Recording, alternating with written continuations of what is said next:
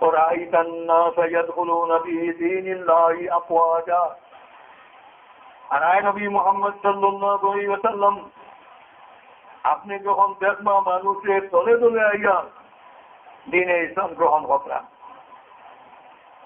আগে আপনার যে উদ্দেশ্যে আমি প্রেরণ করলাম কাম হয়ে গেছে।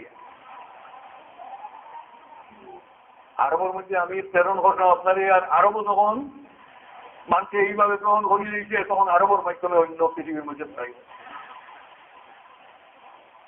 আমি যে উদ্দেশ্যে আই নবী মুহাম্মদ সাল্লাল্লাহু আলাইহি ওয়াসাল্লাম আপনারে প্রেরণ করলাম, এই উদ্দেশ্য পূর্ণ হয়ে গেছে।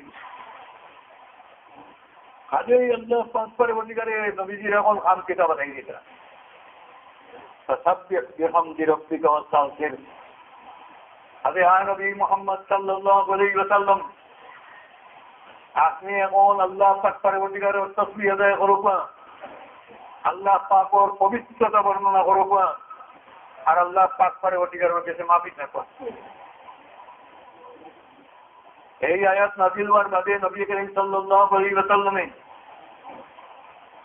তাসবিহ পড়িতা বিশেষ করিয়া সুবহানাকা আল্লাহুম্মা বিহামদিকা আল্লাহুম্মা ফাগফিরলি, এই তাসবিহ পড়িতা বিশেষ করিয়া আল্লাহ পাক পরবর্তীকালে বাতাই দিয়েছিল দুনিয়ার যে উদ্দেশ্যে আপনার প্রেরণ করা হয়েছে ওই গান হয়ে গেছে।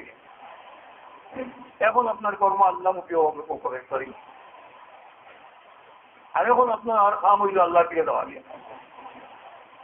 এখন আপনার আল্লাহ পাক করে ওটিয়া দিয়ে দিবেন। আজই দুনিয়া তো আপনি বিশেষ ভাবে আল্লাহ মুখ হোক, আল্লাহ পাকর পবিত্রতা বর্ণনা করুক, আল্লাহ পাকর কাছে মাফি থাকবা। মাফি চাওয়া নবী করিম সাল্লাল্লাহু আলাইহি ওয়াসাল্লামের তো কোনো খাতা কসুরি নাই, তার কোনো গুনাহ নাই। আর গুনাহ নাই যখন তো মাফি চাওয়া চল লাগি। কোরআনে পাক আল্লাহ পাক পরবর্তীকালে পরিষ্কার বাতাইয়ে দিয়েছিল যে নবী করিম সাল্লাল্লাহু আলাইহি ওয়াসাল্লামের কোনো খাতা কসুরি নাই।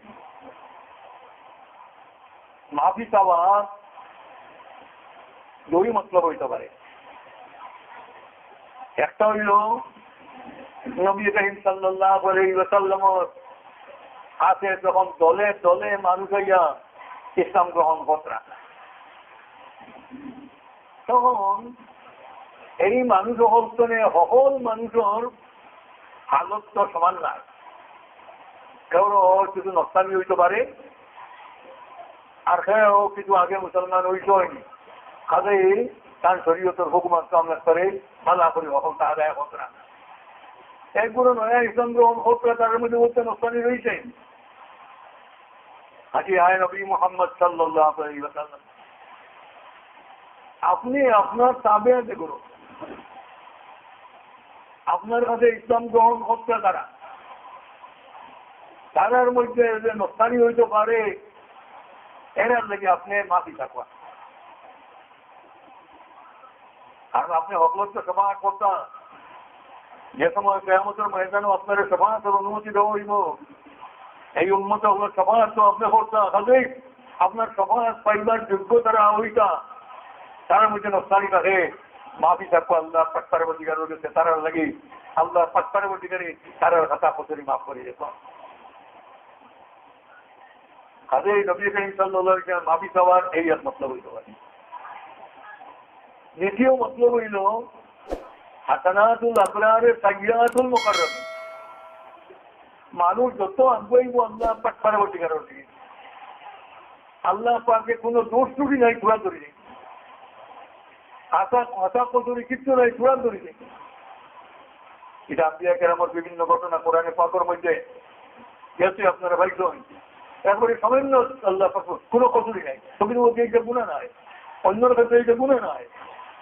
কিন্তু অন্যর ক্ষেত্রে গুনাহ না হইলেও যাইন আল্লাহ পাক পরবর্তীকালের বিশেষ প্রিয়, তাহলে অন্যর ক্ষেত্রে একটা বিলকুল গুনাহ নাই, এই জাতীয় সামান্য তো বলি পরীক্ষা করে একজনে আরো জনকে বেশ মায়া করে যদি, তাহলে যারে বেশ মায়া করে তার নর্মাল কোনো জিনিস থাকে না, যদি তাহলে উদ্ধার ধোয়া করেছে।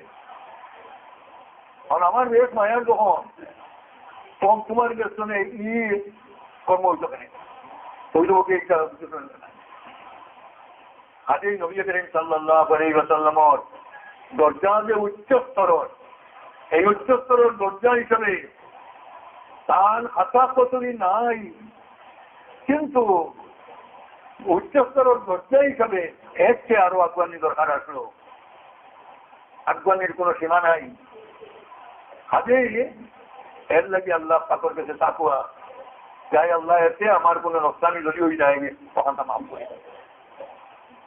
এটা গুনাহ নাই। ইন্নাহু কানা তাওয়াবা, আল্লাহ পাক পরবর্তীকালে ফরমাইছেন যে আল্লাহ পাক পরবর্তীকালে তওবা কবুল করনে वाला। আগে আপনার উম্মতের লাগি, আপনার উম্মতের যেগুলোর মধ্যে নকশানি আছে, আপনার উম্মতের যেগুলোর মধ্যে ত্রুটি আছে, আপনার উম্মতের যেগুলোর কোন খাতা কসুরি আছে, ওগুলোর লাগি আপনি মাফি চাকুয়া, নিশ্চয় আল্লাহ পাক পরবর্তীকালে তওবা কবুল করেন। আপনি যদি তার লাগি মাফি চান তাহলে আল্লাহ পাক পরবর্তীকালে তারা আর খাতা কসুরি মাফ করিয়া দিলাম।